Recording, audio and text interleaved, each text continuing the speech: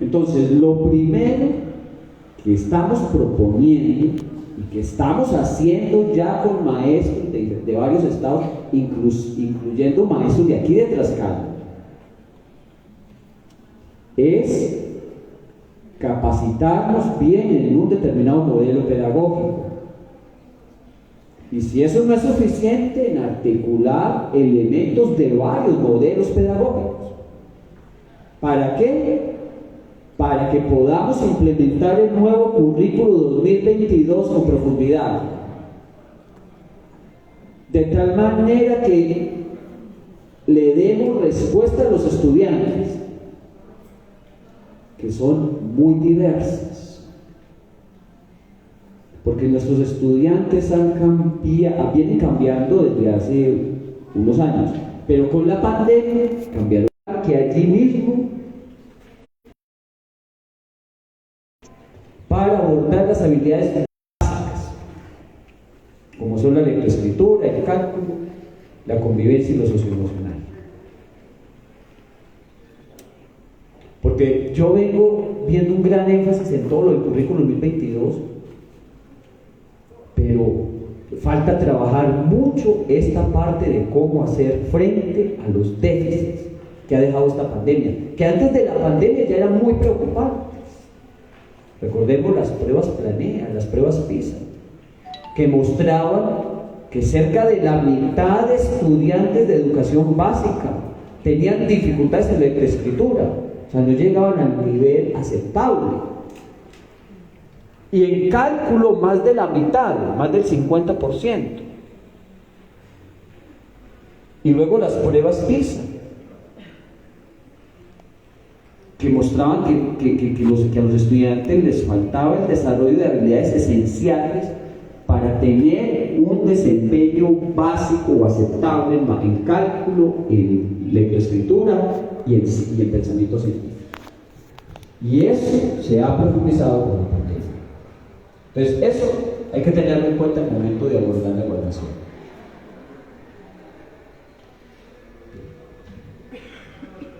Algunos problemas que se encuentran ya de manera más específica con la evaluación es lo que tiene que ver con la planeación, que tenemos que pasar de una perspectiva muy formal a una perspectiva más auténtica, menos formal, más continua. De tal manera que la evaluación posibilite determinar qué avances tienen los estudiantes en sus habilidades fundamentales y también en las progresiones de aprendizaje que nos marca el currículo 2022, que es el nuevo lenguaje. Progresiones de aprendizaje, ya no son aprendizajes esperados, ni aprendizajes clave, ni competencias, sino progresiones de aprendizaje. Con este concepto vamos a estar varios años, progresiones de aprendizaje. Progresiones de aprendizaje. Entonces, tenemos que buscar que la evaluación nos ayude, por supuesto, a determinar cómo van los estudiantes con sus progresiones de aprendizaje, pero sin dejar de lado estas habilidades básicas. Eso quiero insistir mucho en esa parte. Sin dejar de lado las habilidades básicas que no aparecen de manera explícita en las progresiones de aprendizaje. Ustedes revisan las progresiones de aprendizaje y ahí no se encuentra una progresión que te diga comprende un texto y determina la idea principal, por ejemplo, que es una habilidad básica. O redacta una carta o redacta una carta solicitando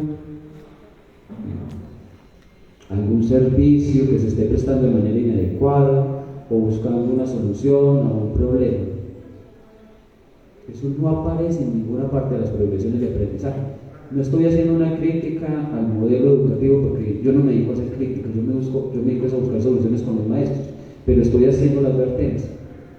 O sea, no estoy criticando que por qué no aparece, no, estoy haciendo la advertencia de que eso no aparece de manera formal y entonces tenemos que tener mucho cuidado para que eso sí se aborde. O sea, para que se aborden esas habilidades básicas que no vamos a encontrar explícitamente en las progresiones de aprendizaje hasta el momento, como las que estoy diciendo.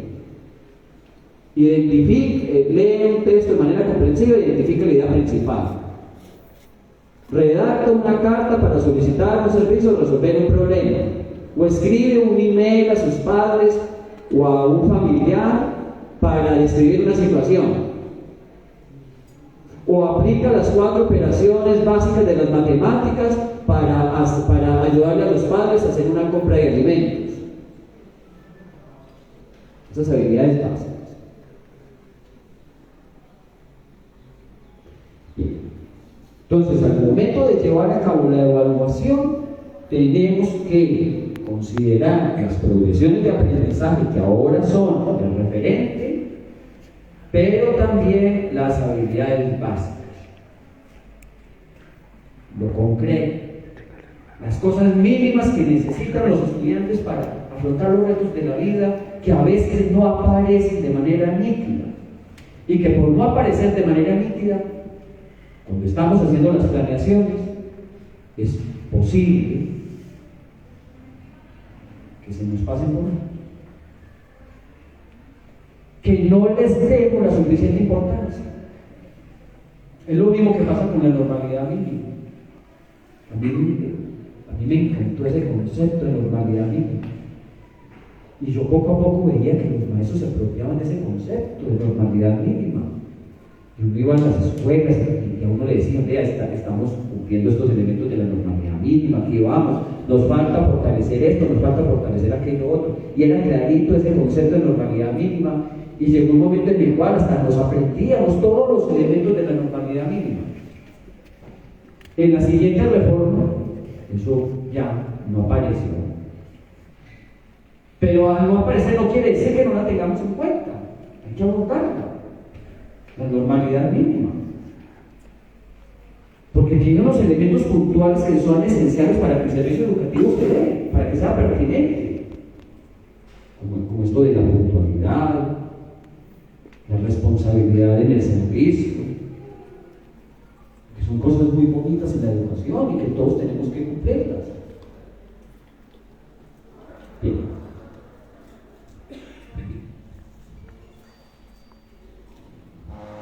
Entonces, vayan por favor identificando algunos aspectos para que luego los trabajen en sus áreas.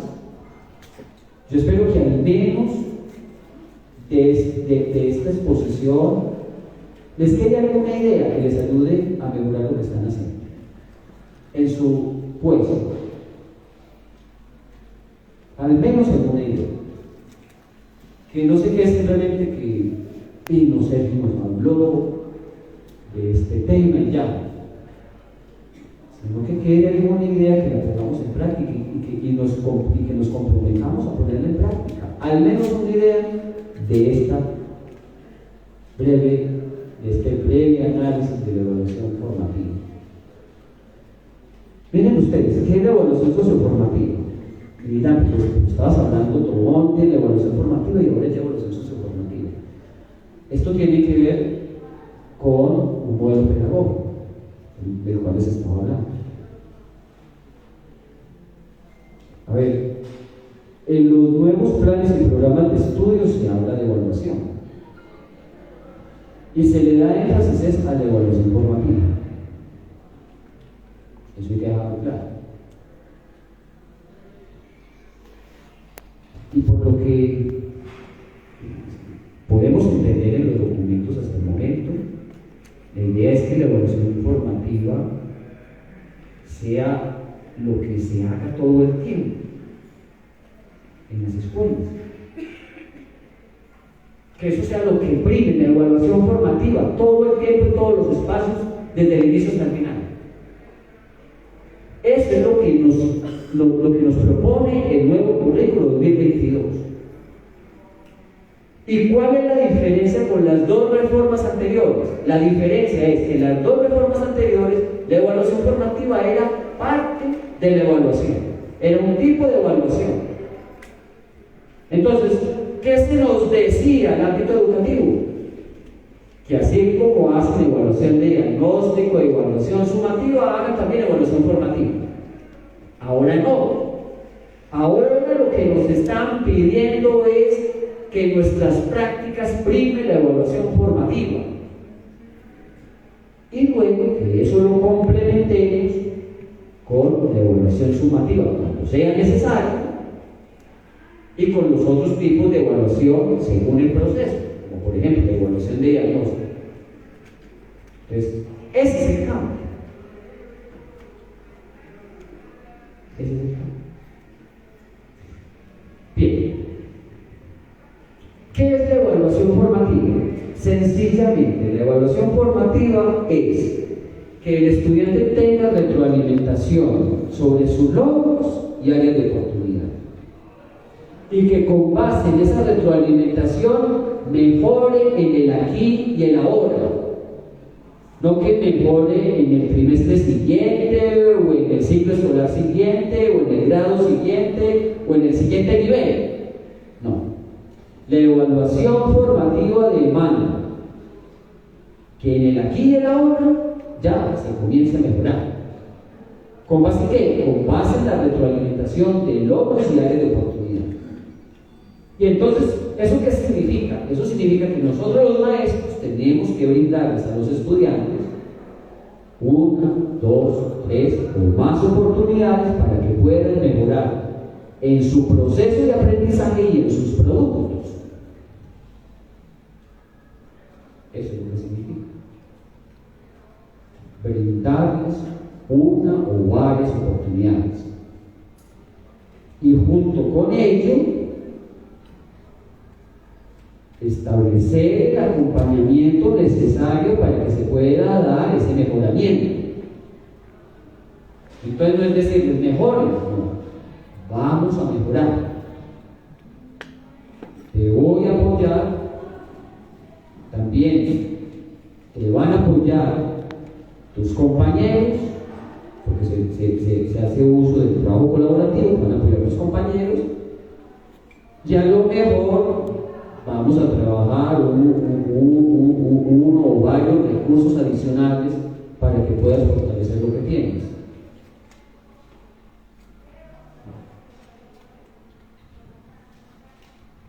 Junto a ello, la evaluación formativa implica también que se aborde la autoevaluación todo el tiempo. Y no es decirle al alumno autoevalúate, no, es acompañarlo para que vaya desarrollando esta cultura de la autoevaluación. Entonces, los instrumentos necesitan ser conocidos por los estudiantes desde el inicio de las actividades.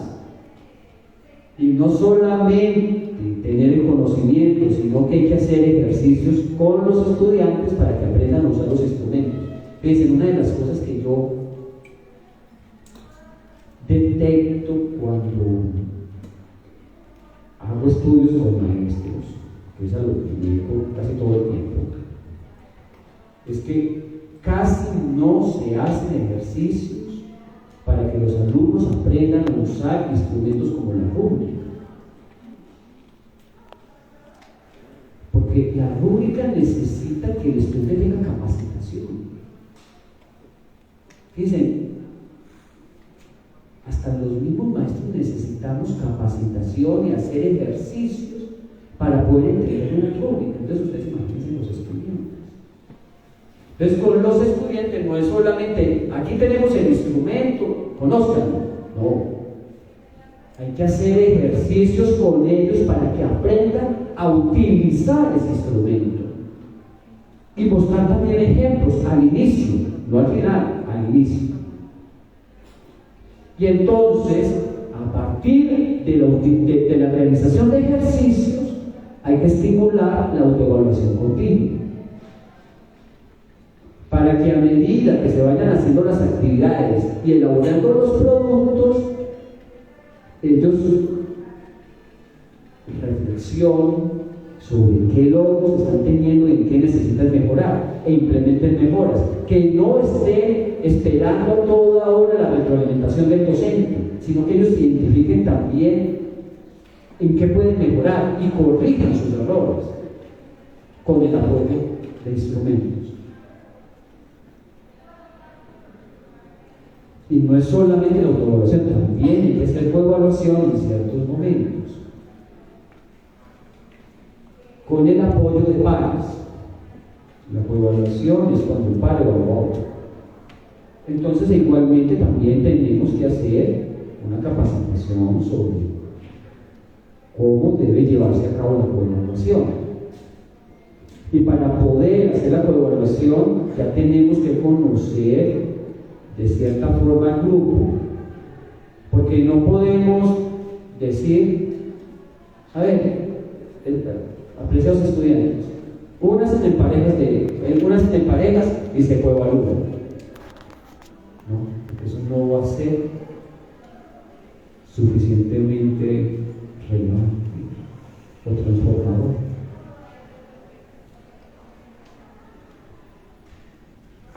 Para poder llevar a cabo la coevaluación, el maestro tiene que distribuir al grupo de acuerdo con sus avances, con sus logros.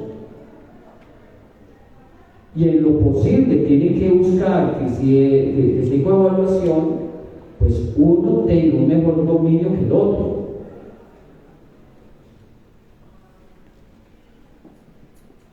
Pero ¿qué pasa si, por ejemplo, estamos trabajando lectura comprensiva y se unen dos estudiantes que todavía no saben comprender el significado de las palabras, no entienden las palabras? No se va a lograr nada en la coevaluación.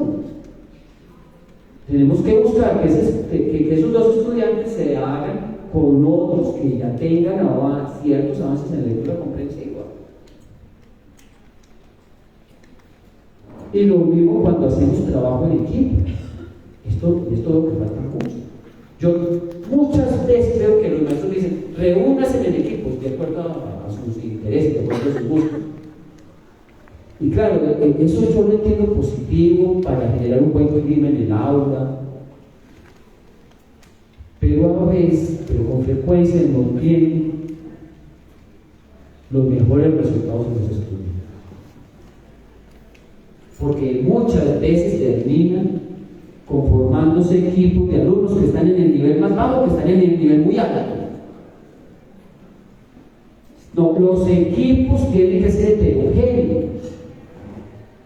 Entonces el maestro tiene que conocer muy bien a sus estudiantes y tiene que conformar los equipos para que queden heterogéneos, para que en todo equipo haya un estudiante que tenga muy buenos avances, pero también un estudiante que tenga un aprendizaje más lento, apenas esté iniciando el aprendizaje, y un estudiante que tenga un nivel medio. Entonces hay que procurar entonces no es trabajo colaborativamente, no es trabajo en equipo y hágase como quieran, sino que el trabajo colaborativo exige mucho conocimiento de los estudiantes y que el maestro los conforme. Y en el tema de la evaluación, al momento de hacer coevaluación, esto es esencial, poderlos ubicar de tal manera que se complementen en sus aprendizajes o en sus habilidades o en sus saberes, que se complementen, esa es la mejor palabra, que se complementen, o sea, que ambos tengan algo que enseñarle al otro.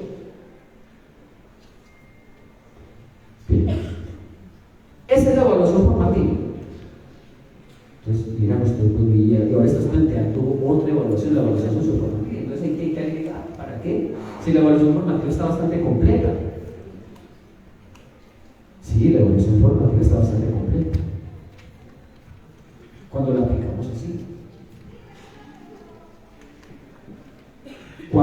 oportunidades, cuando apoyamos a los estudiantes para que logren los propósitos formativos, cuando los conocemos, cuando los ubicamos bien en el trabajo por parejas, por equipos, cuando les hacemos seguimiento, cuando tenemos en cuenta las habilidades básicas, no solamente el currículo formal. Pero ¿qué sucede? Que en la evaluación formativa falta como tal un modelo pedagógico. Porque la evaluación formativa es un planteamiento general para la educación. La evaluación formativa no está asociada ni al constructivismo, ni al socioconstructivismo, ni al conectivismo, ni a la pedagogía dialógica, ni a la pedagogía sistémica, ni a la pedagogía compleja. No, la evaluación formativa es un planteamiento general. Entonces necesitamos un modelo pedagógico para poder hacer realidad esa evaluación formativa con estrategias concretas. Entonces uno de los modelos pedagógicos que se proponen en la socioformación para que esta evaluación no se quede en el discurso, para que los maestros sepan qué hacer con la evaluación formativa, sobre todo ahora que el currículo 2022 nos está diciendo que lo prioritario es la evaluación formativa y que la evaluación sumativa o de diagnóstico simplemente son elementos complementarios. Entonces, de manera más específica, desde la socioformación abordamos la evaluación formativa como el proceso a través del cual diagnosticamos, retroalimentamos y apoyamos a los estudiantes para que logren los propósitos formativos mediante el trabajo colaborativo y resolviendo problemas del contexto.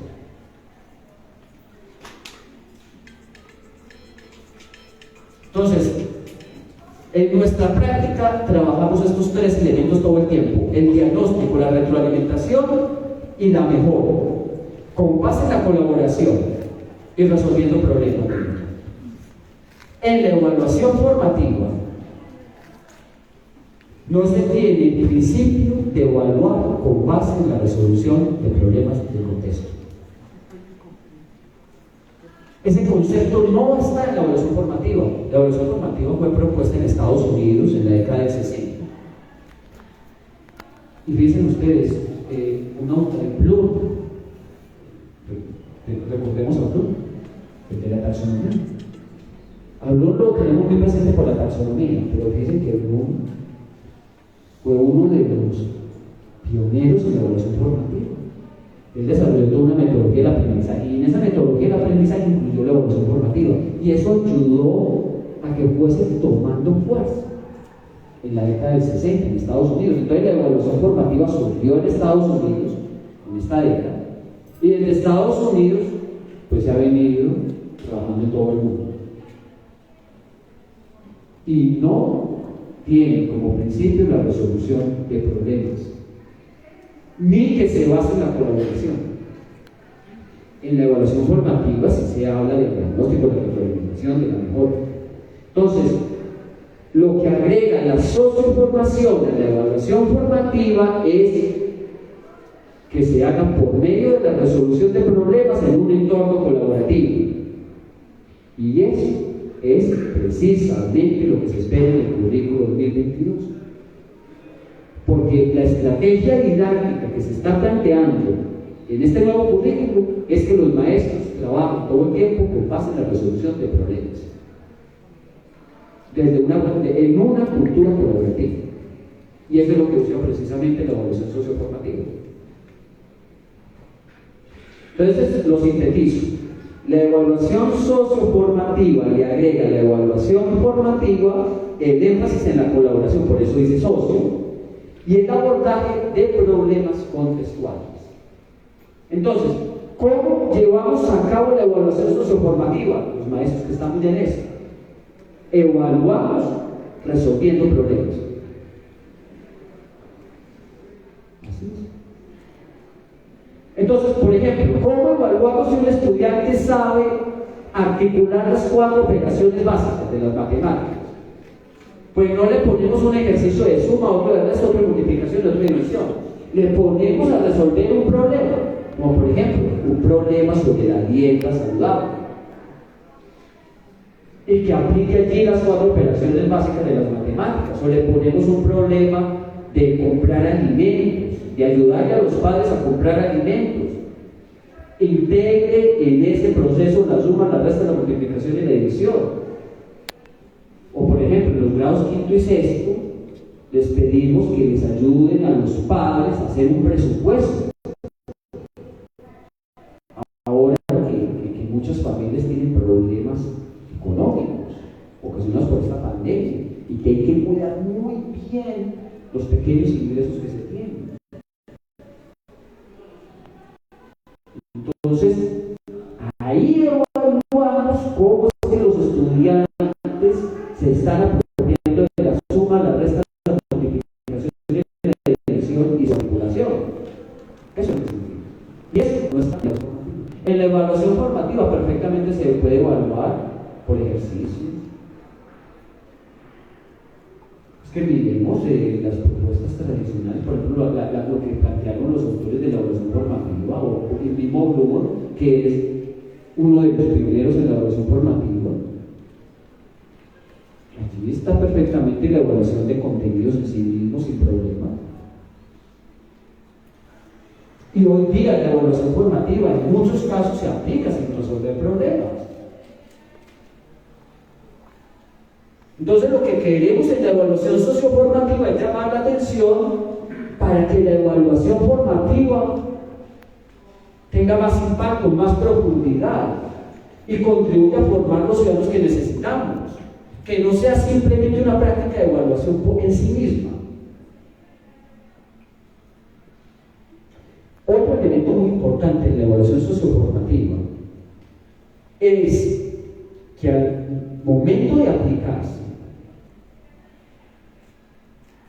no nos quedamos con que el estudiante logre las progresiones de aprendizaje o las habilidades básicas que ya he mencionado, sino que en toda práctica de evaluación buscamos que se desarrollen habilidades de pensamiento complejo, que incluyen las habilidades de pensamiento crítico que están dentro de la propuesta curricular. En otras palabras, al momento de evaluar, buscamos que los estudiantes fortalezcan la reflexión, el análisis crítico, la contrastación de ideas,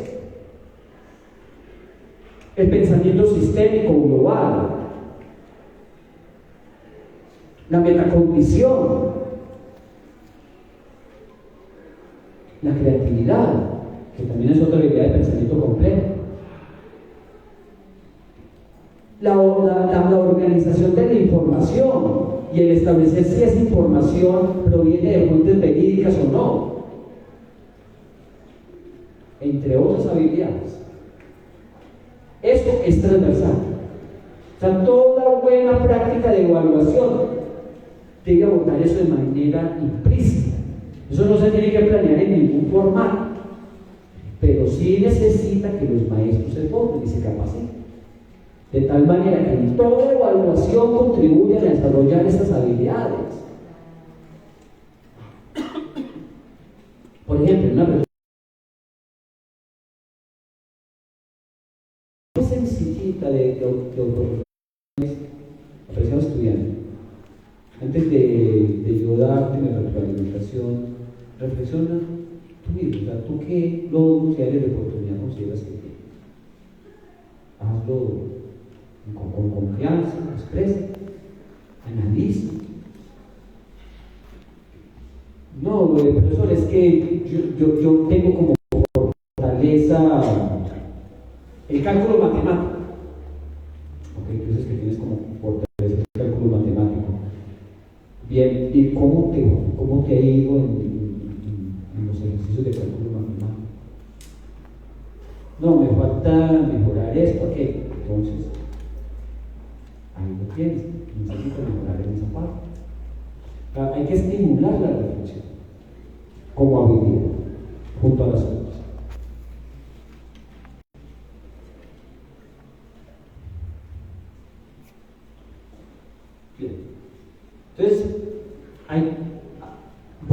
creo que este punto hay que buscar que los maestros se apropien de uno o de varios modelos pedagógicos. Y en el 2022 hay que apostarle a estos nuevos modelos pedagógicos. Conectivismo, pedagogía dialógica, pedagogía intercultural, socioformación, aprendizaje invisible, pedagogía compleja, a uno o a varios. ¿Para qué? Para que estos modelos pedagógicos nos den elementos para poder trabajar con los estudiantes, para que tengamos más herramientas, para que no sintamos que no podemos. Porque a veces, con tanta diversidad de los alumnos, con todos estos cambios que están teniendo, como que uno siente a veces eso. Hasta lo sentimos los padres. Y apenas tenemos 1 o 2 o 3 hijos, o a veces 4. Y sentimos que no somos capaces, que nos quedan grandes los hijos. Entonces, ¿cómo será el trabajo de un maestro con 30, con 40, con 50? Entonces necesitamos capacitarnos de manera continua y buscar nuevos modelos que nos amplíen las herramientas para poder trabajar con ellos en su diversidad, en sus intereses y en sus múltiples problemas.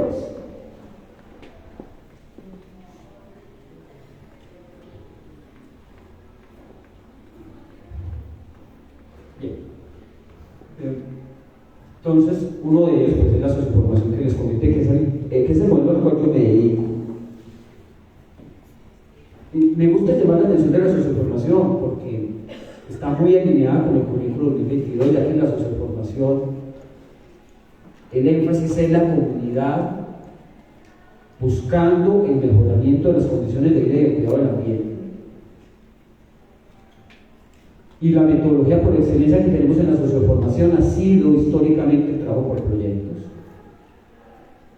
Eso nos hemos dedicado durante años.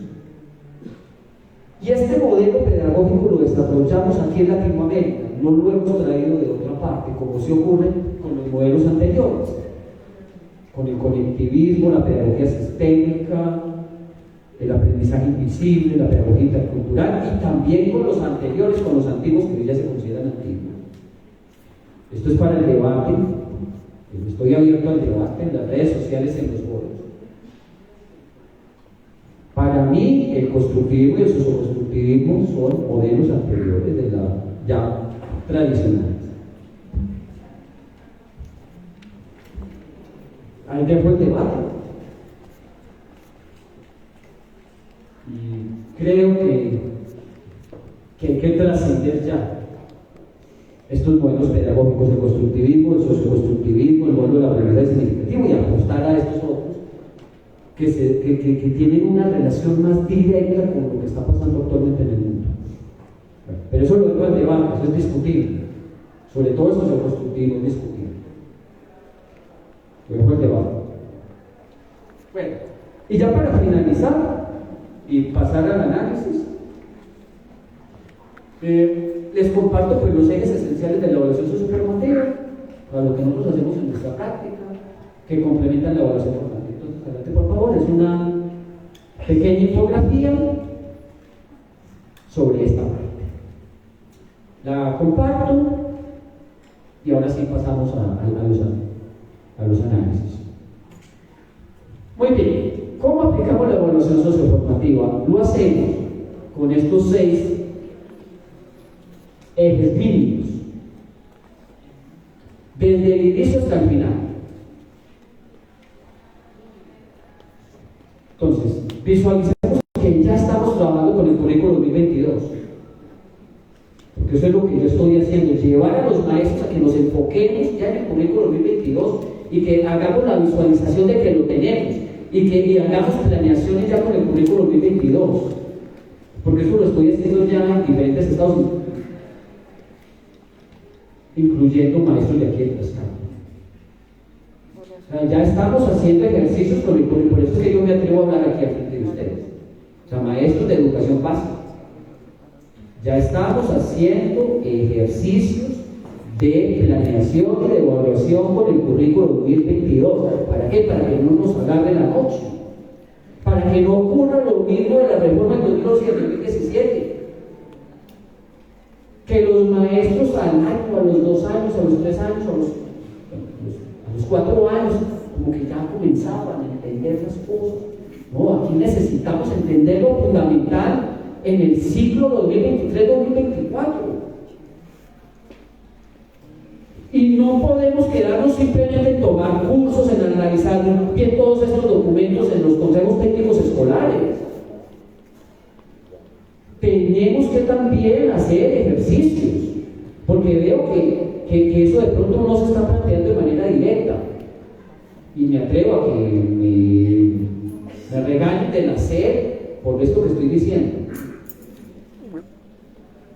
Pero lo tengo que decir tal como lo siento y lo percibo. Creo que desde el inicio, desde el mes de agosto, tenemos que comenzar a hacer ejercicios de planeación a nivel didáctico y a nivel de evaluación, junto con la lectura profunda de todos los documentos. Y no quedarnos solamente en los análisis, en los debates y en las reflexiones.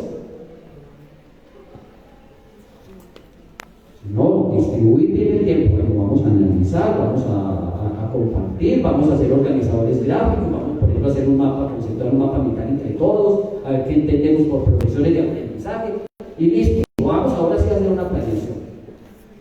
A ver, ¿cómo entendemos las progresiones de aprendizaje? Entonces hagamos una planeación, a ver cómo las estamos entendiendo.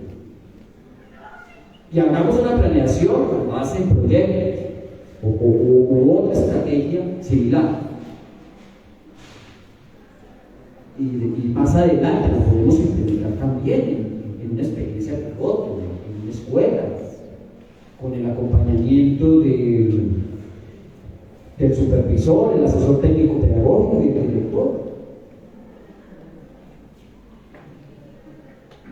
Y luego a partir de esa experiencia, hacer otras.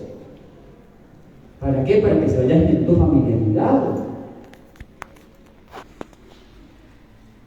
Y al momento de la implementación, los maestros no sientan vulnerabilidad o nerviosismo, o que no tienen las habilidades para abordar este nuevo currículo, sino que empiezan con pie derecho, con firmeza, el ciclo 23-24.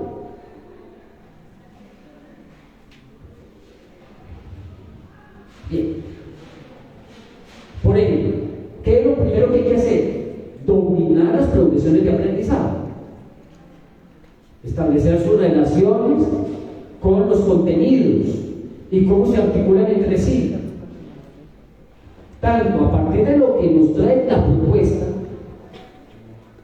como también a partir de lo que construyamos nosotros en el trabajo colaborativo. Fíjense, en el trabajo colaborativo que yo vengo haciendo con maestros, hemos encontrado otras relaciones entre progresiones de aprendizaje complementarias a las que vienen en la propuesta para los diálogos, porque hay un documento que habla de las conexiones entre diálogos. ¿Lo han visto? Para las fases. Conexiones entre diálogos. Entonces, nosotros en el trabajo que hemos hecho con maestros, hemos encontrado que además de lo que está ahí en un documento, en ese documento oficial de conexiones entre los diálogos, hemos visto otras conexiones que son relevantes. Luego, ¿cómo es que vamos a explicarle las progresiones de aprendizaje a los estudiantes? Que es un problema que nace todavía no abordado. Porque claro, muy bien, hay que lograr que todo el magisterio domine las progresiones de aprendizaje, sí, pero luego ¿cómo vamos a hacer con los estudiantes y con los padres de familia? ¿Vamos a utilizar el mismo concepto? ¿Vamos a utilizar otro concepto? ¿Cómo le vamos a hacer? Mi sugerencia, y lo he defendido desde que comencé en esto, en educación, y en eso no me he quitado nunca, es que al momento de trabajar con los estudiantes y los padres de familia utilicemos un lenguaje sencillo.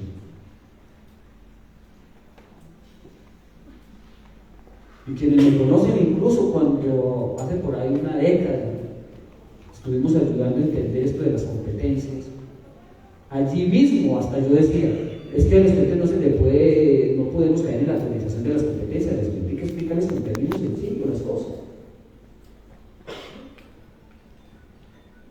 Y yo dejé el enfoque de competencias en el 2014, porque por ahí todavía en las redes sociales muchos me dicen, no, pero usted ¿por qué está hablando de esto si usted es uno de los defensores del enfoque de las competencias? Y bueno, pues aprecio también para decir que desde el 2014 yo propuse trascender las competencias con la socioformación. Y todos mis libros recientes y los artículos recientes y manuales, todos son con base en nuevos conceptos y no están las competencias. Ustedes, quienes revisaron el libro de evaluación socioformativa se pueden dar cuenta. Ahí no aparecen las competencias por ninguna parte. Bien.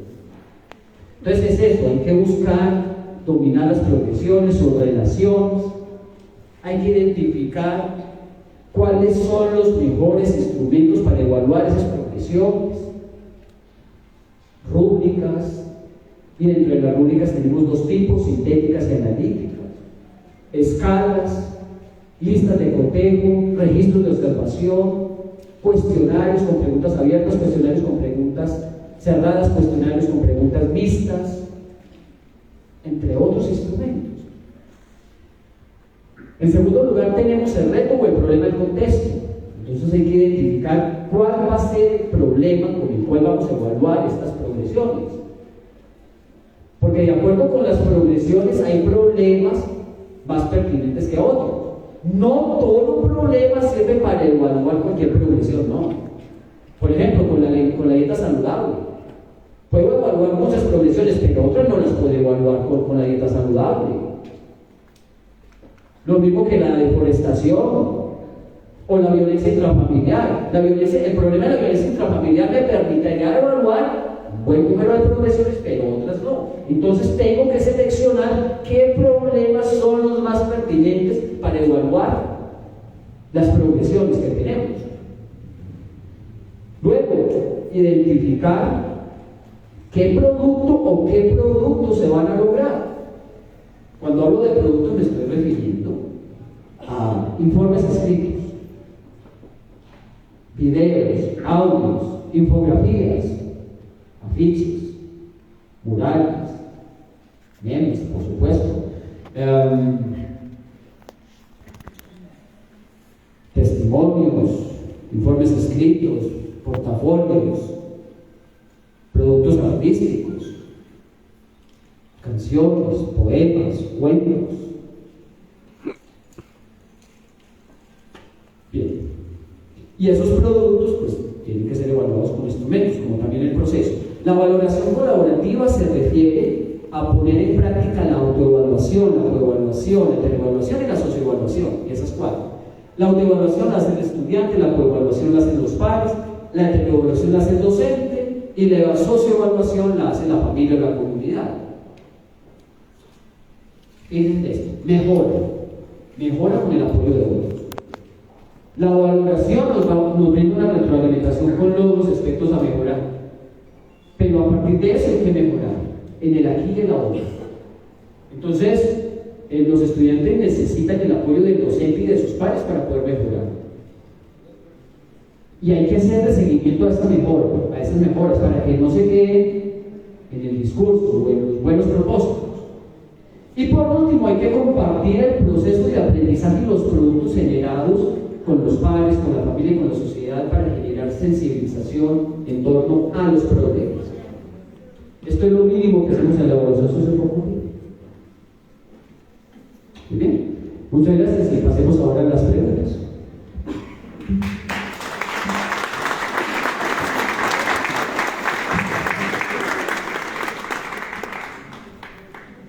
La primera pregunta que nos hace la mesa 1 es la siguiente. ¿Cuál es la diferencia entre la evaluación socioformativa y formativa? Sí, muy bien. La diferencia es que en la evaluación socioformativa trabajamos con problemas de contexto en un marco de trabajo colaborativo orientado explícitamente por el maestro O sea, no es hágase en equipos, hágase en parejas, no. A ver, vamos a distribuirnos. Eso no quiere decir que en ciertos momentos el profesor también lo pueda permitir. O sea, en ciertas ocasiones el profesor puede decir, bueno, reúnanse ustedes como quieran, de acuerdo con sus intereses. Eso también se puede hacer, claro. Pero al momento de trabajar unos aspectos críticos, creo que el profesor tiene que orientar el trabajo colaborativo. La siguiente pregunta es: ¿cómo aplicar la evaluación socioformativa en contextos socialmente desfavorecidos? Así como está aquí. Precisamente la evaluación socioformativa es para los contextos desfavorecidos, porque se basa en la resolución de problemas. O sea, en la evaluación socioformativa trabajamos la pobreza, la falta de inclusión, las adicciones, la falta de vías, la falta de movilidad, la falta de servicios públicos, la falta de agua, la falta de energía. Esos son los problemas que abordamos todo el tiempo. Entonces, este es el enfoque ideal precisamente cuando tenemos comunidades desfavorecidas o con muchas dificultades o con mucha pobreza. La siguiente: ¿qué importancia tienen los niveles de su taxonomía para el desarrollo de los talentos? Bueno, agradezco mucho que hagan referencia a la taxonomía socioformativa. No lo consideré aquí para no generar más complejidad. Casi todas las taxonomías que utilizamos en Latinoamérica son traídas de afuera. Ahí está la taxonomía del grupo. Conocí en toda Latinoamérica y hoy día creo que es la que se sigue utilizando más. Hoy día. Ya después de haber pasado por las competencias, por el aprendizaje significativo, por varios modelos, y ahora todavía me encuentro que la de Bloom es la más utilizada, la más conocida. Y resulta que la de Bloom se estableció en el siglo pasado con un propósito concreto: ayudar a planear tanto la didáctica como la evaluación en un enfoque por objetivos y contenidos.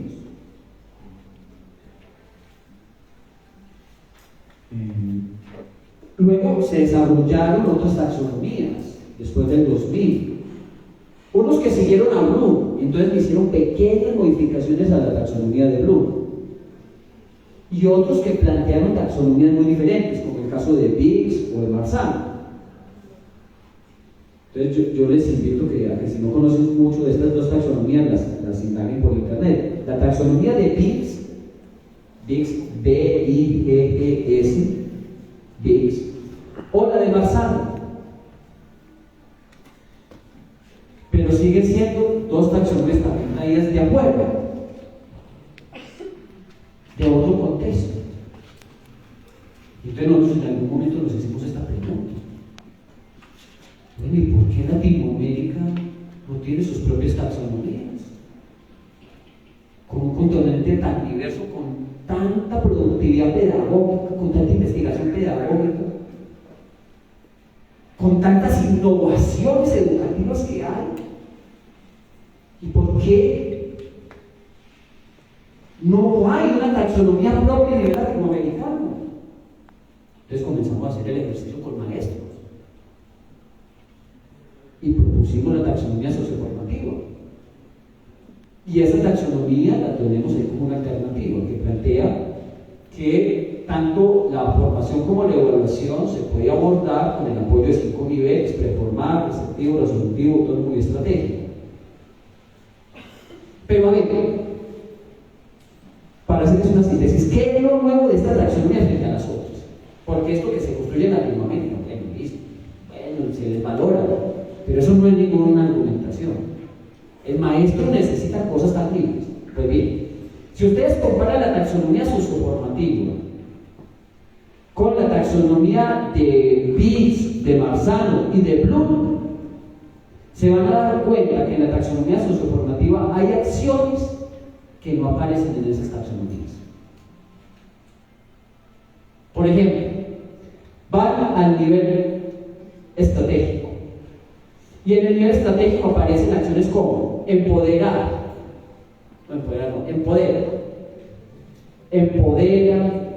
transforma, vincula, transversaliza, ayuda.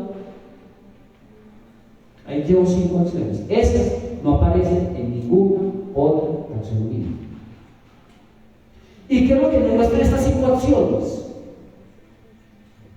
Vuelvo y les digo: empodera, transforma, vincula, transversaliza, ayuda. Nos muestran el ideal de una persona formal, de una persona con de deforestación, en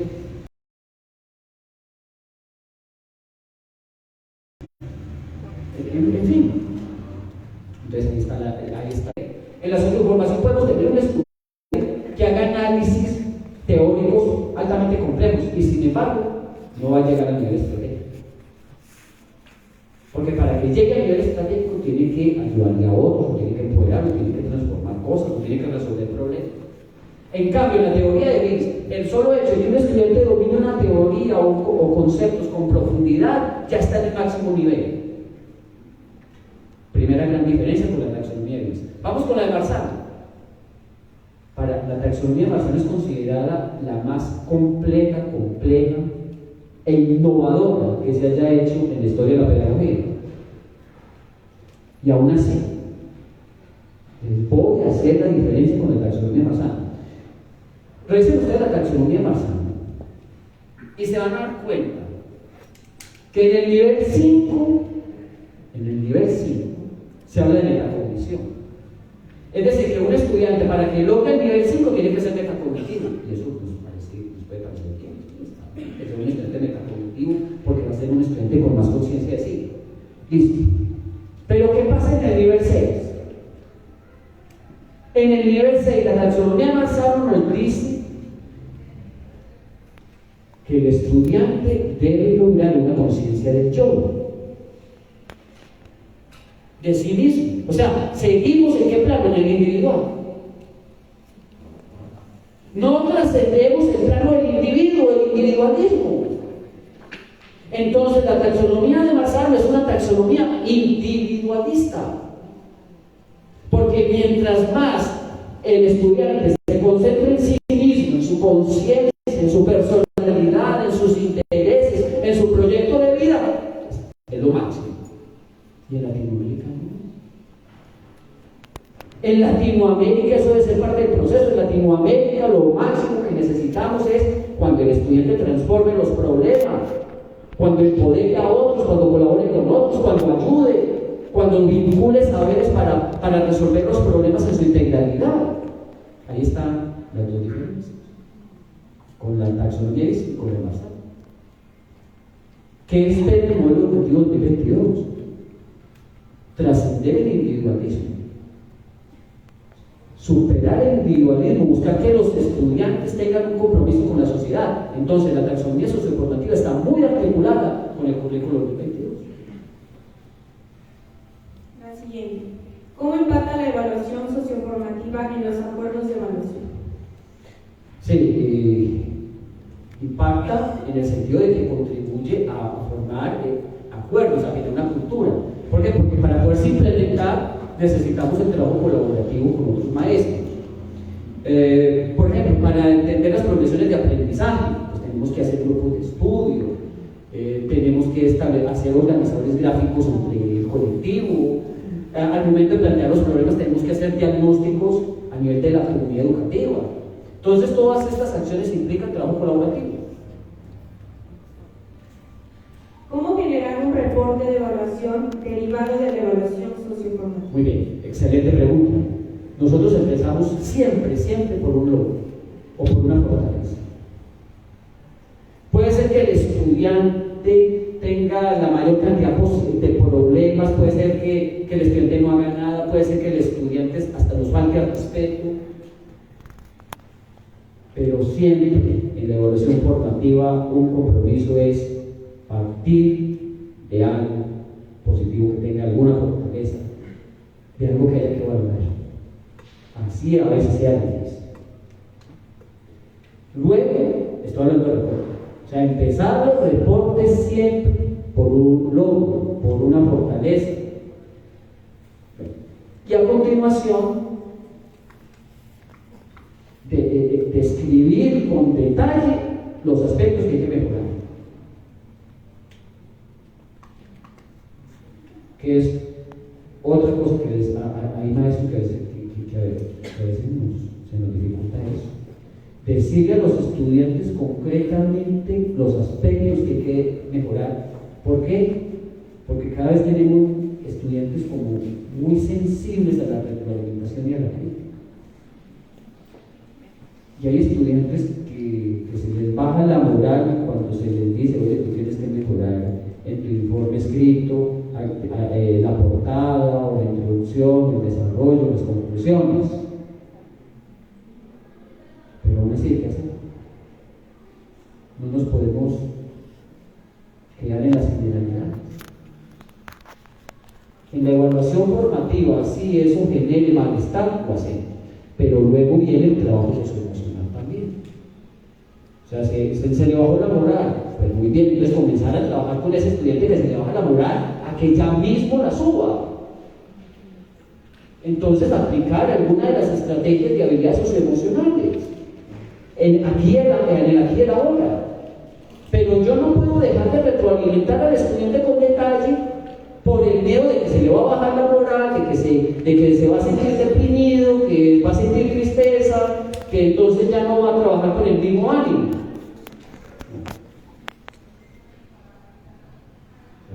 Al estudiante, vuelvo y lo digo, en los reportes que hacemos, que comenzamos con logros, con lo positivo, con fortaleza, y luego continuamos con las áreas de oportunidad y las detallamos. Y las calificaciones, como bien lo plantea el currículo 2022, son un complemento. Si aplican se dan y si no aplican no se dan.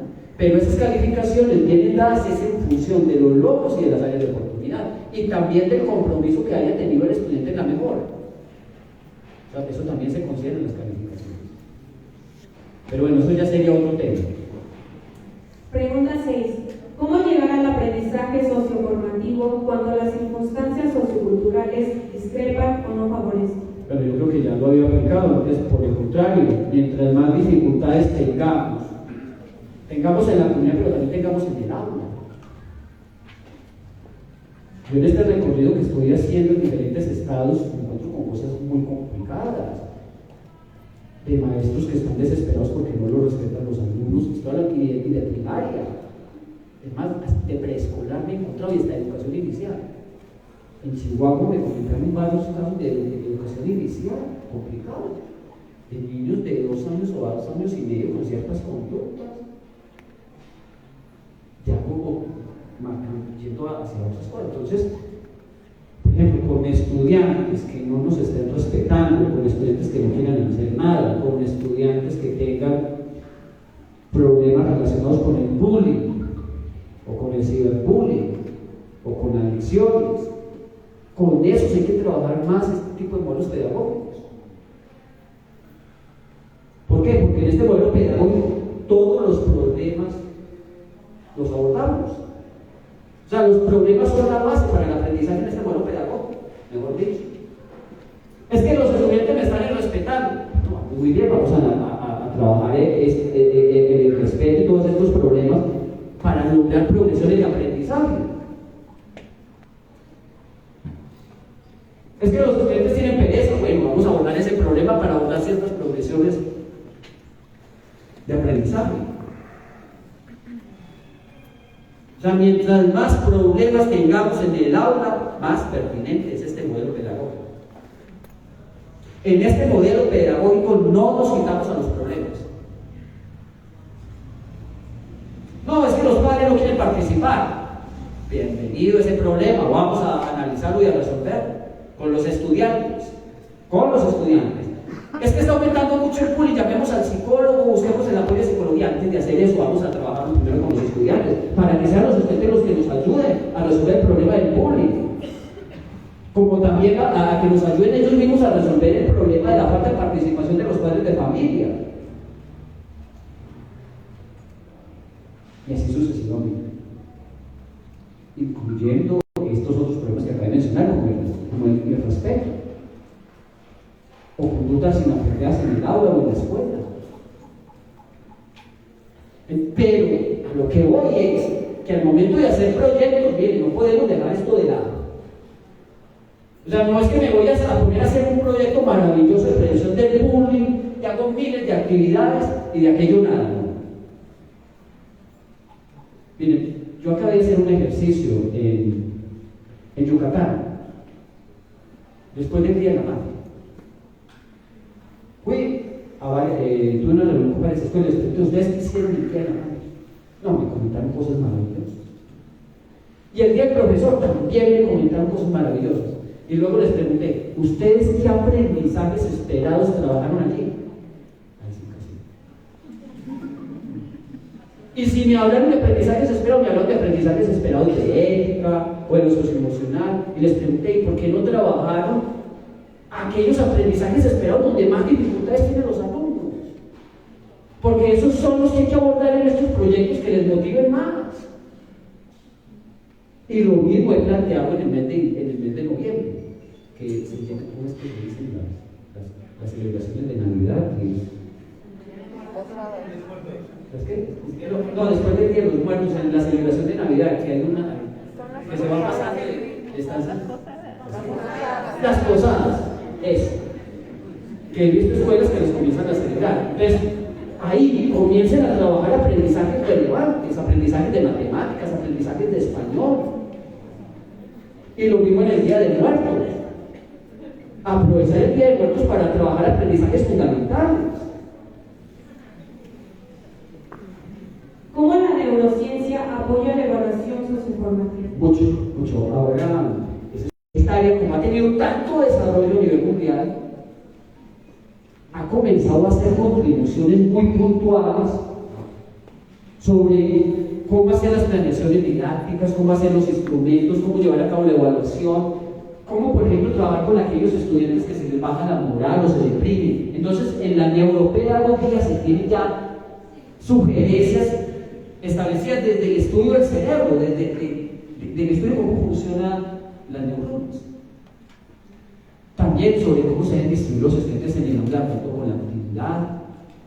En qué momento es mejor trabajar determinados contenidos, por ejemplo, matemáticas, o español, o artística, según sea la mañana, o según sea la tarde o la noche. Entonces, la neuropedagogía no es sobre los estilos de aprendizaje, que esa es la idea que todavía tenemos. No, vamos a hacer un curso de neuropedagogía para aprender los estilos de aprendizaje, no. La neuropedagogía, ante todo, es para sacar lineamientos sobre cómo debemos hacer las planeaciones, los instrumentos, cómo debemos evaluar, cómo debemos distribuir a los estudiantes, cómo hay que organizar el aula, cómo debemos hacer la retroalimentación, cómo debemos promover el trabajo colaborativo, entre otras cosas. Por ende, creo que todo maestro debería hacer un curso de neuropedagogía. ¿Cómo aplicar la evaluación socioformativa en escuelas multigrado? Sí, no cambia nada. O sea, estos elementos se trabajan igual en las escuelas multigrado. Creo que van a tener una enorme fortaleza con el currículo 2022. Las escuelas multigrado, las telesecundarias, las escuelas unitarias. Porque aquí se promueve mucho la articulación de saberes, el trabajo por proyecto, la transversalidad. Lo único que hay que fortalecer es el abordaje de problemas, la colaboración, la distribución de los estudiantes en el aula. Yo tengo un libro que escribí hace varios años que se llama El Proyecto de Enseñanza. Y ahí describo los diferentes tipos de organización del aula. O sea, cuándo organizar a los estudiantes en filas, cuándo organizar a los estudiantes en U, o en semicírculo, o en círculo, por si a alguien le interesa. Y luego la neuropedagogía agrega más elementos a eso. Entonces, es importante que quienes están en las escuelas multigrado pues se preparen mejor en los tipos de organización y la colaboración, pero ya de por sí van a tener una fortaleza con el currículo 2022. Cerramos con la última pregunta.